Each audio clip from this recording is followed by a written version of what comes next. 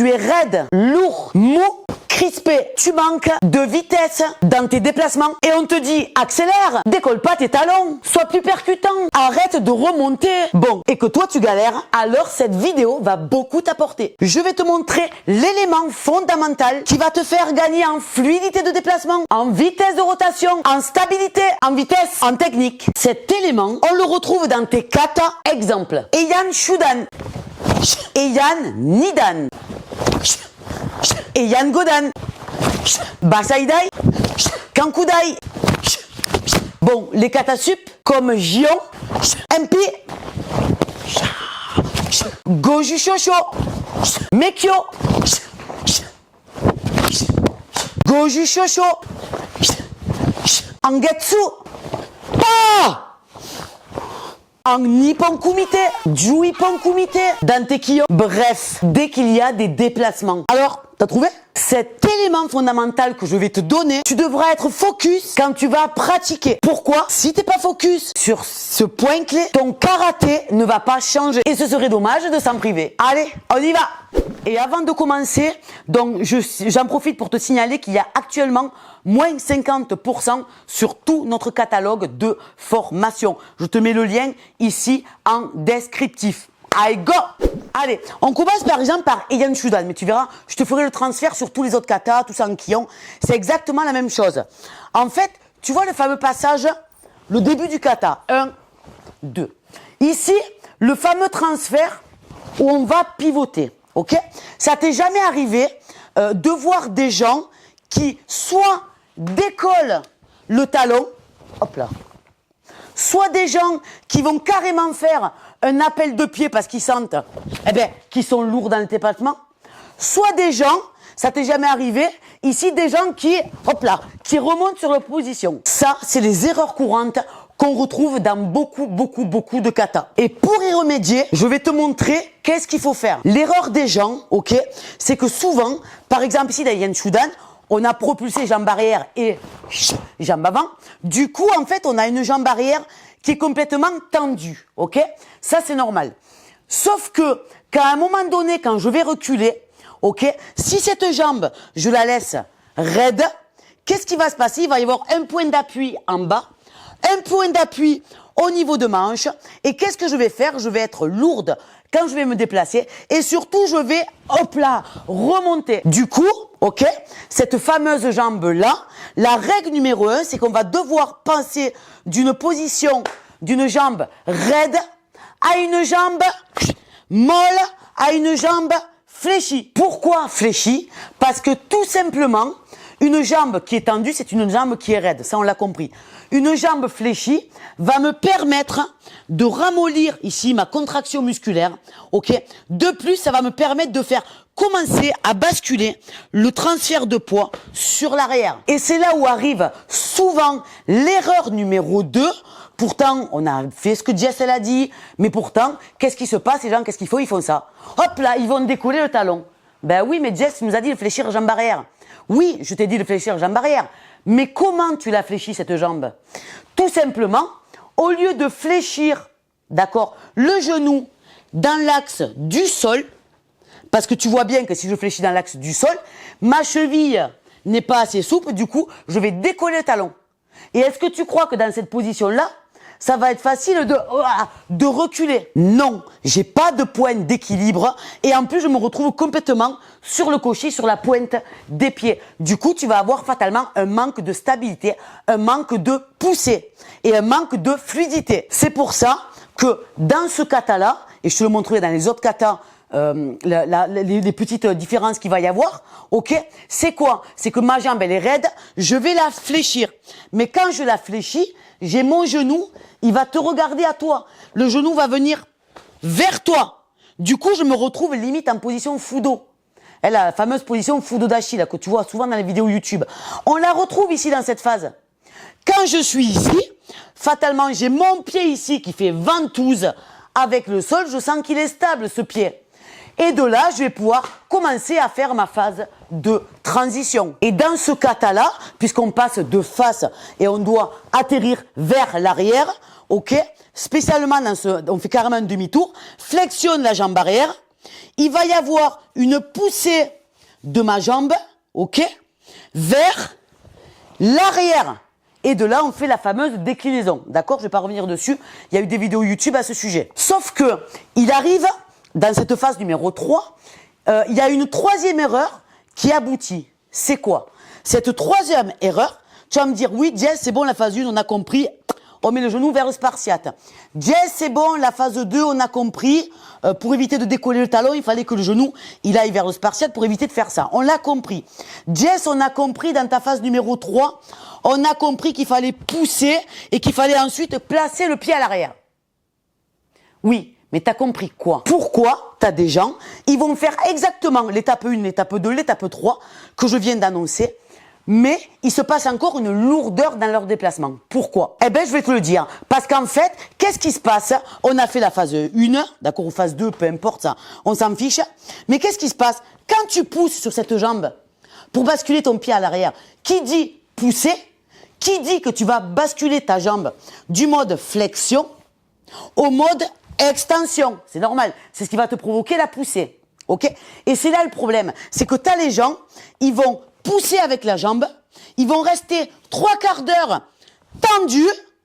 Donc toute cette phase-là, elle est lourde parce qu'on a notre grand bras de levier. Lourd, lourd, lourd, lourd, lourd, lourd, lourd. Et après, avant de faire mon pivot. Moi, ce qui m'intéresse, ça va être dans cette phase-là, de gagner en vitesse de démarrage.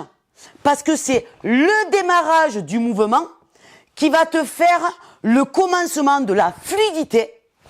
Qui dit fluidité, qui dit vitesse, qui dit boum, netteté. Du coup, ça va être priorisé la vitesse de démarrage, le départ du sprinter. Exemple, tu vois le petit bâton que tu es habitué à avoir, je le remets. Et quand je suis ici, donc je suis ici, flexion, il va y avoir à ce moment-là, tout de suite quand je vais pousser, oui je pousse, mais je vais devoir passer le pied à hauteur du bâton.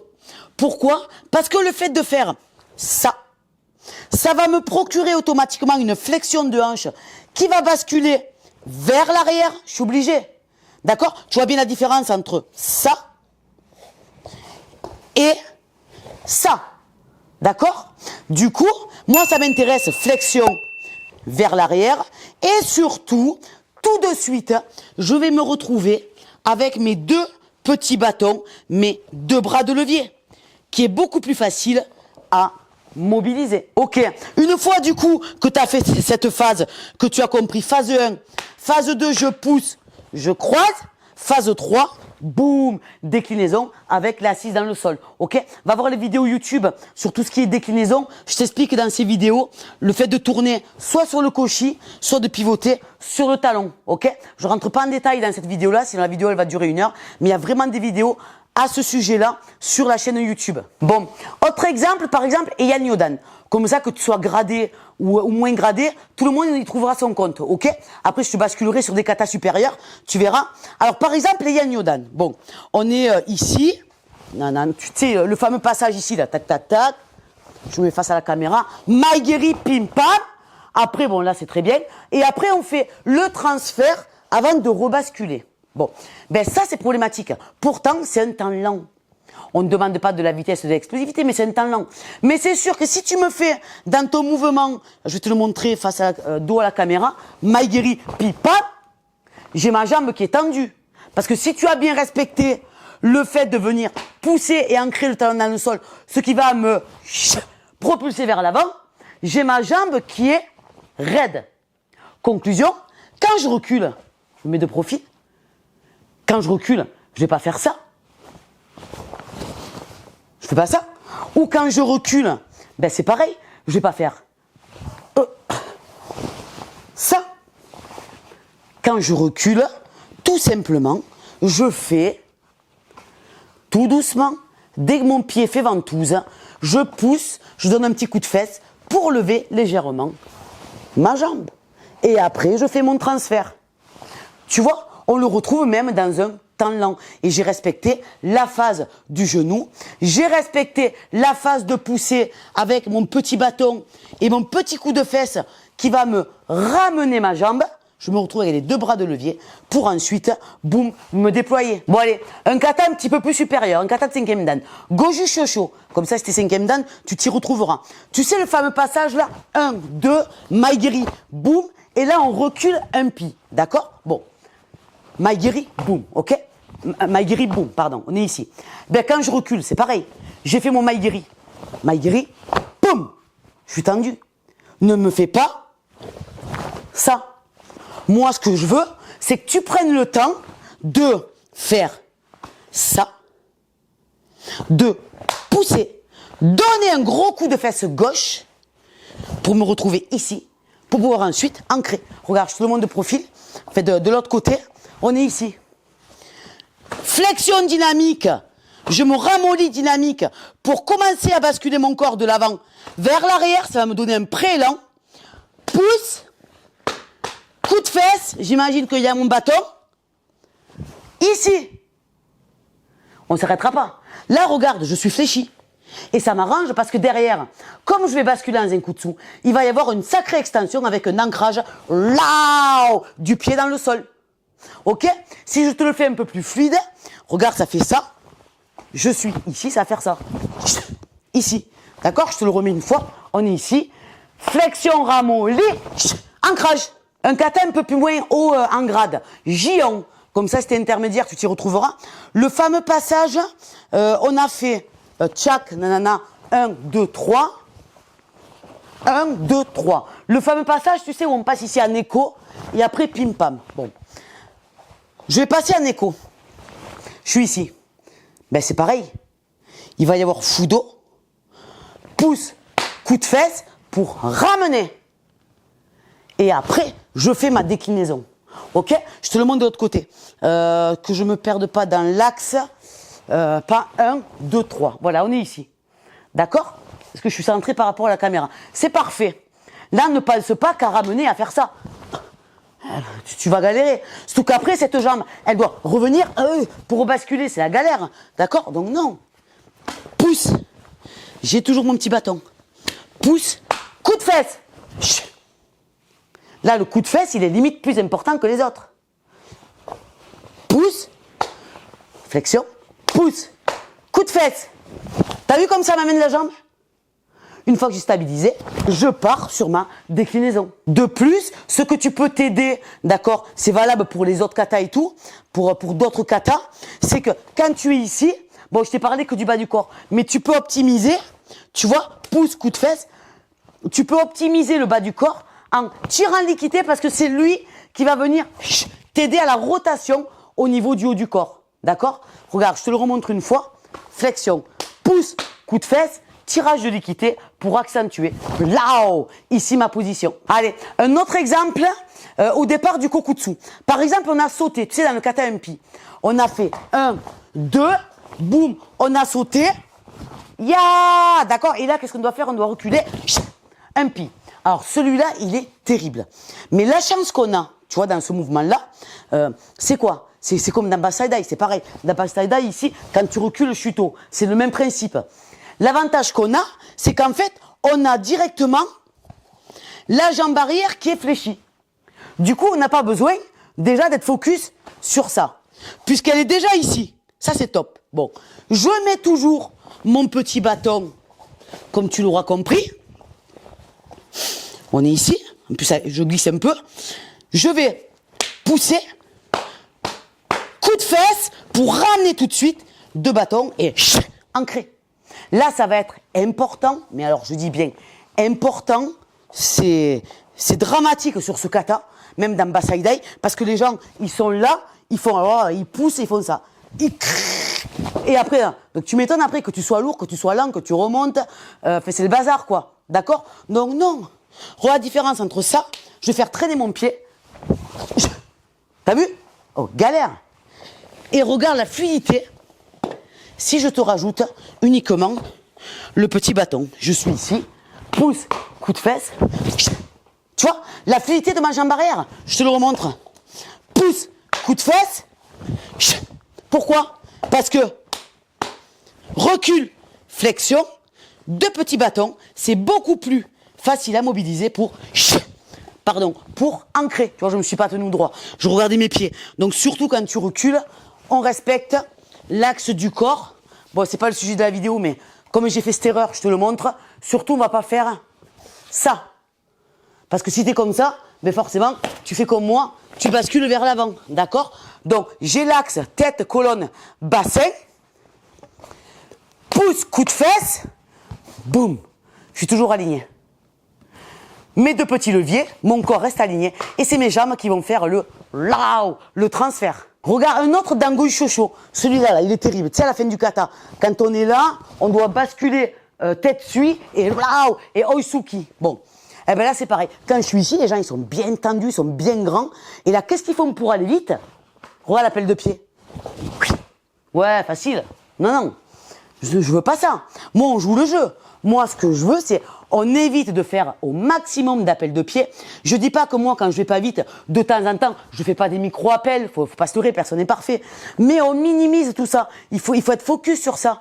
Ok? Par contre, voilà, avec quand je suis ici, le fudo, il va être alors vital, vers toi, vers la caméra, pour commencer à m'aider à faire de l'élan sur la jambe arrière. Pouce, coup de fesse, ancrage. Tu vois, je te le montre de l'autre côté, regarde. Un pouce, coup de fesse, deux bras de levier, ancrage, je vais le tirer. Et de là, je propulse. Du coup, je gagne complètement en fluidité. Allez, un dernier kata, Meikyo. D'accord? Bon, Meikyo, je sais plus quel grade il est, mais il est facile, d'accord? Ici, tu es là, tu pars sur un gedan, tsuki, on a la jambe bien tendue, et là, qu'est-ce qu'on fait? Hop, appel de pied. Non. Non. Je te le montre de dos. Gedan, pouce, pouce, propulse, ancrage, tendu. Ok. Jess, elle m'a dit, fudo, pouce, coup de fesse, deux bras de levier, extension de la jambe, déclinaison, ciao.